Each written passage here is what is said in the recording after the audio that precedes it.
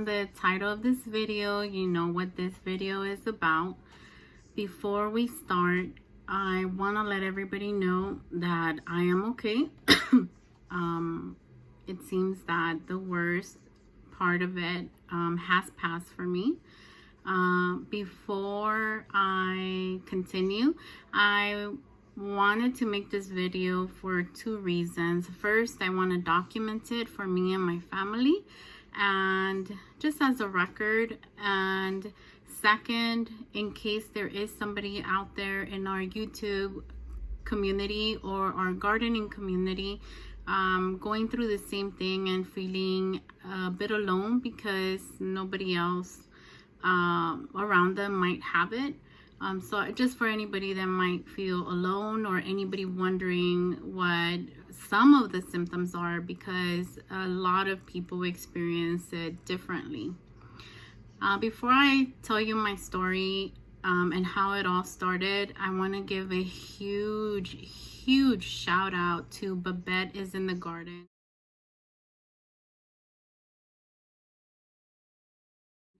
Babette has been very supportive from day one since the pandemic started. She has been giving me advice, talking to me when I got the COVID. She was keeping up with me every day. She still is. She has been a big, huge positive force to me during this time.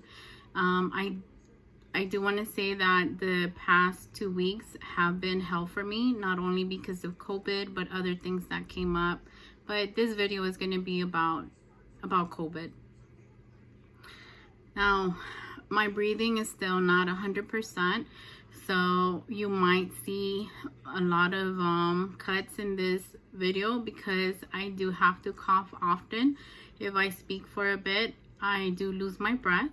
All right, so let's start from the beginning. So on Thursday, May 21st,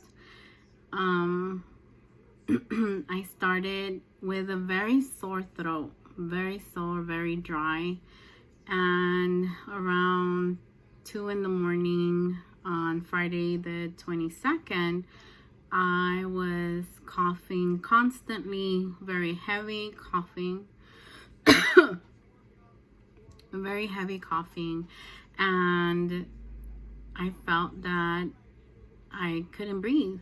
I was coughing and couldn't breathe. Now, if you have followed my channel in the past, I have had pneumonia and bronchitis, and to me it felt like pneumonia. So I started taking my pneumonia medicine, the Tylenol with codeine, and another pill that looks like a little pearl. I can't say the name, but I'll go ahead and put it up on the screen for you. So I started taking that. Come Saturday and Sunday, I continued to feel the same. I couldn't breathe. I just couldn't breathe anymore. And then I noticed something very strange and very scary. I mean, it's super scary. And I researched online to see if anybody with COVID-19 had experienced this, but I couldn't find anybody that had experienced the same. And that symptom was I was smelling kind of like a metal. If I would have to describe it, if you have ever smelled blood, like a big quantity of blood, that iron type of smell, and I was tasting it as well. So in my mouth, I would feel like I was swallowing blood. So that was Saturday, Sunday, and I had no sense of smell, no sense of taste. The only thing I was smelling was that blood. Or tasting was that blood. So my appetite was gone. By Saturday, my appetite was completely gone. I didn't have any appetite. I wasn't eating. I couldn't breathe. I was coughing. And I had no fever at all, no chills, no vomiting. And come Monday, I felt that my breathing was alleviated a little bit, but it was still hard to get around the house because it feels kind of like when you run a race and you can't breathe anymore after you finish that race. And even just walking to the restroom was a struggle. So my husband said we have to go to the doctor and see if it is COVID. And you know, before this, as of March, I wasn't going out. I went out probably 2 times and I looked like an astronaut. However, my husband had to go out and work, you know, so he was coming in and out of the house. But you know, he is a truck driver, so he is by himself in the truck. He only gets off to get food. And that's what we think happened. He probably got off to get food. Sorry about that. He probably got off to get food and somehow got it that way. And you know, this is a man that we have a bathroom outside in our yard. So every time he would get home, he would go into that bathroom. He would wash his hands. He would wash his face, sometimes take a whole bath. You know, prior to coming into the house, he definitely stopped going into my daughter's room. Before COVID, he would come home every night and go straight to my daughter's room, make sure that they were good, they were covered. I mean, they're older, they're teenagers, but he still does this. But he stopped doing that as of COVID. And you know, he would go to the bathroom and wash his hands. I mean, we were taking every single precaution you can think of. We banned everybody from my house. Nobody could come over. The only exception was my brother and my sister-in-law. That was the only exception.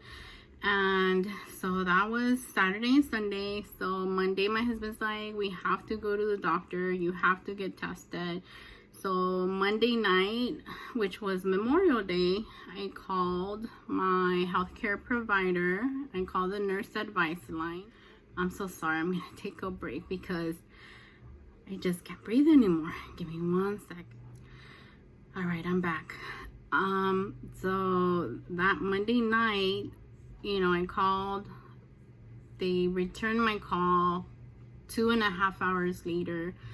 And the nurse said, based on your symptoms, it doesn't seem like you have COVID, but because you are on the high risk list, I have to speak to my supervisor or to the doctor, I'm sorry, and we will give you a call.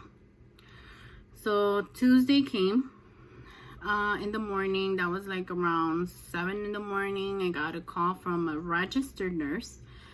She asked me some questions. She also said that it didn't seem that, you know, I might have COVID, especially because nobody in my house was experiencing any symptoms. But that she would talk to the doctor directly. So about a couple hours later, the doctor called me. The doctor screened me again. He asked me a couple of questions. He said same thing as the other 2 nurses. So this would be the 3rd person screening me. And sorry, it's hard to breathe sometimes.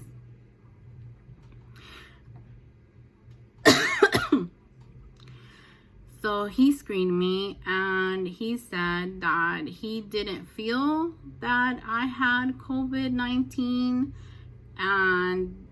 but because I was on the high risk list due to my chronic illness, he would feel comfortable if I just got the test, if I would just get tested.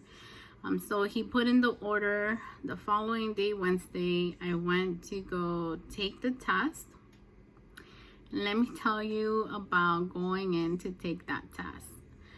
But if you excuse me a minute, I have to take a little break. My breathing. Give me 1 moment.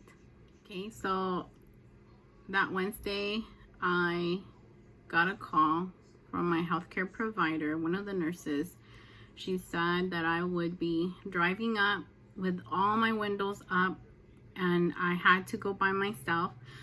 But because of the breathing and the coughing, if I couldn't drive, then if I had to take somebody else, you know, same rules apply to them. They couldn't put the window down unless we were told to do so.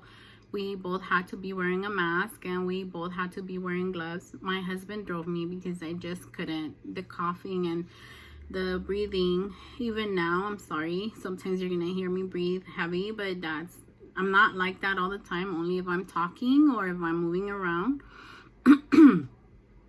So my husband drove me there.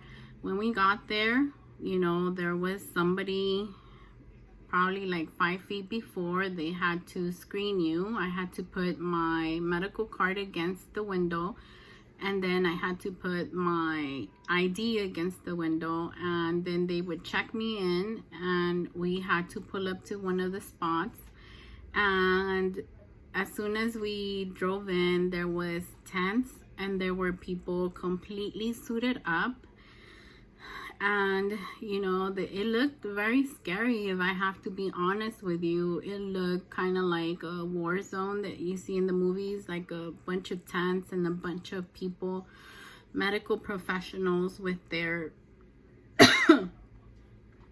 medical professionals all dressed up, you know, protected from face to body, hands and everything. So one of the lady comes over, she identifies herself that she's going to be the one taking my test. She asked my name, my date of birth, and she told me what she was going to do. So basically it's a huge long swab. They stick it in both your nostrils. Well, not the same one. They're going to stick one in each nostril and then one in your mouth. So that's a total of 3.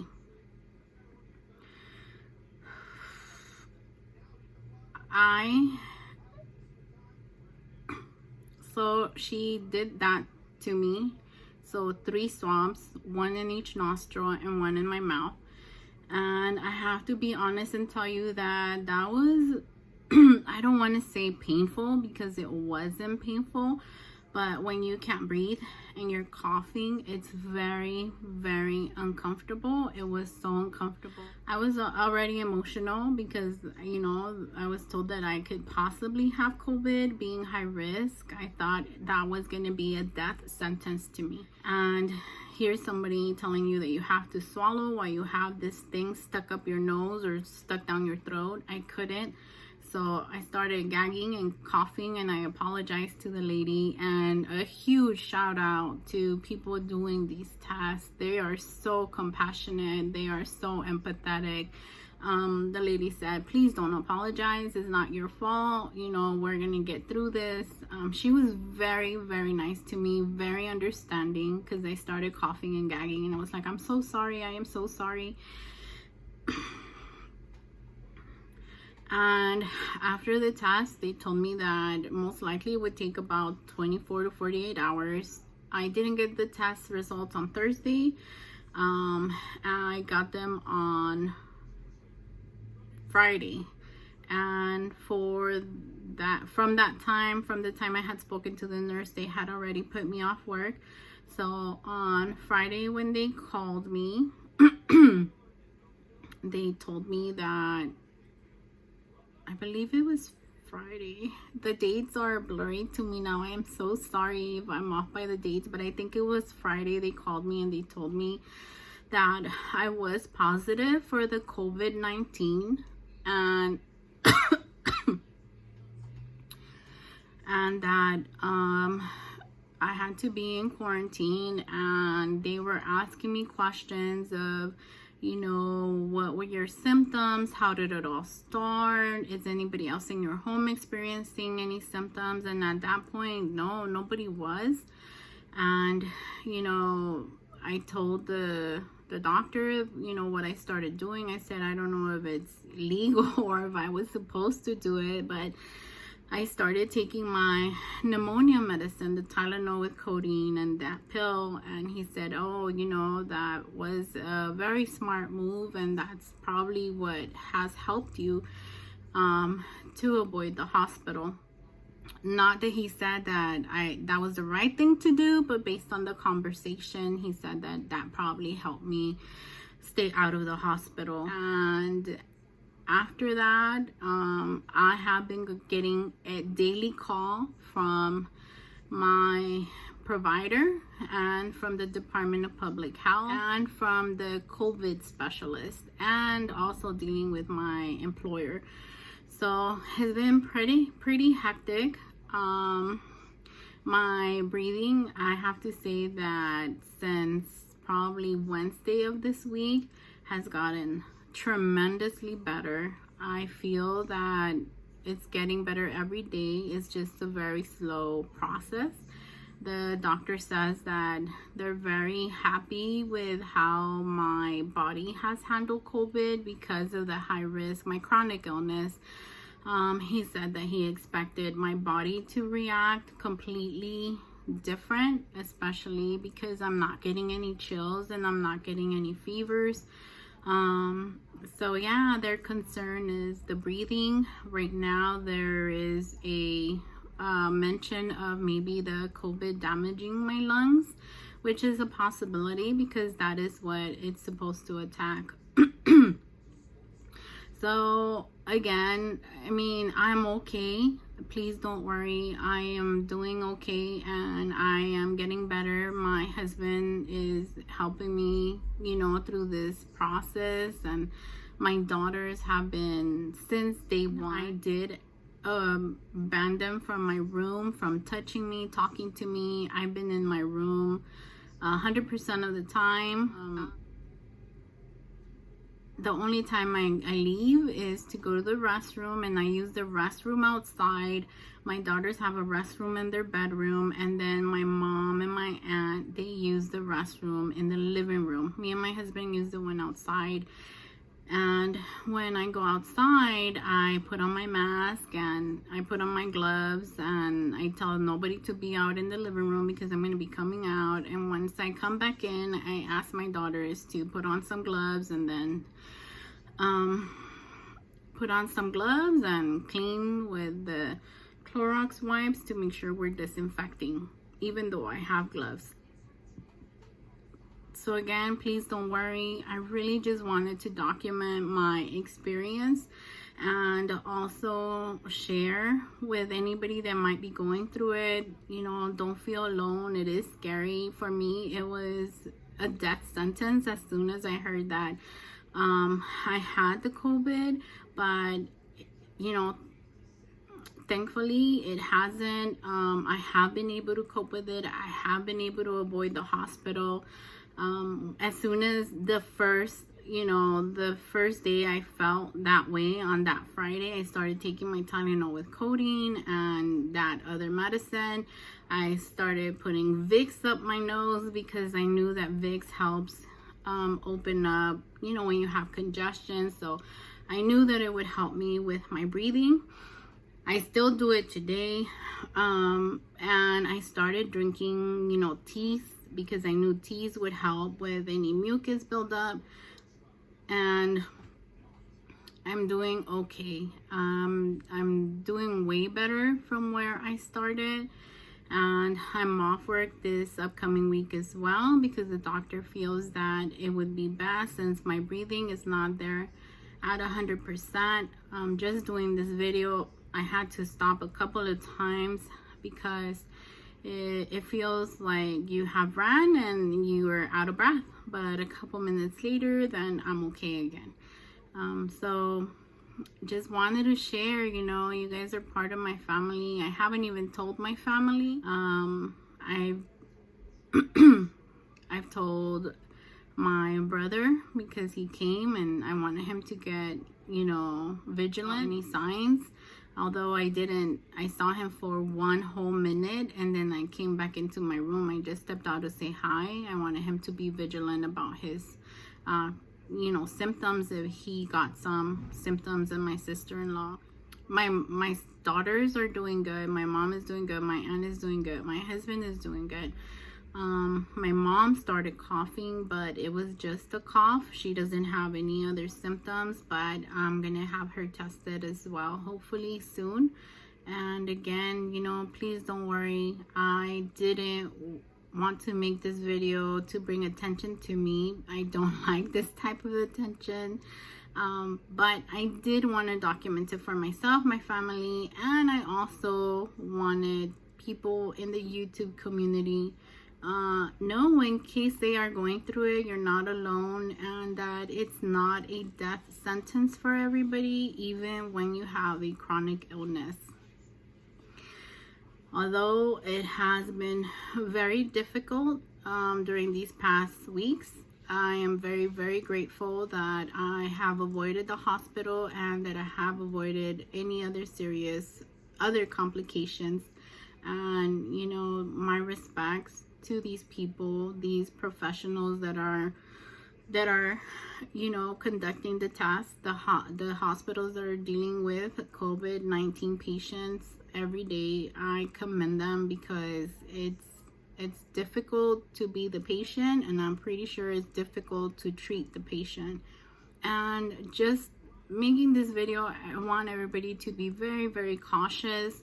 I know that a lot of the country is opening up again, and that is fine. I understand that, you know, it's gonna open and people are gonna choose to go to the restaurants and the stores, and a lot of restaurants are relying on taking that temperature check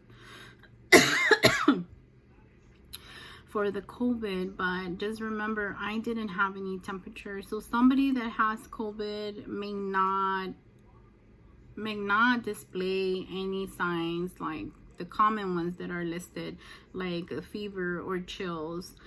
So just be cautious. That would be my only advice to everybody out there in the YouTube community. You know, I love you guys, and I wouldn't want anybody to go through it. You know, even if you don't go to the hospital, it's still not a pleasant experience. Just be very cautious. Still wear your mask. If you wear your gloves, you know, throw them out before you come into your home. Disinfect. It's not a pleasant experience, and I just wanted to make this video again to document it for myself and for anybody in the YouTube community that is going through it. Know that you're not alone, and you know, hopefully we are gonna get through this and come out better from it. All right, guys, well, this girl can't breathe anymore. So I'm gonna be signing off, and no regular sign off. Just take care. Love you guys all.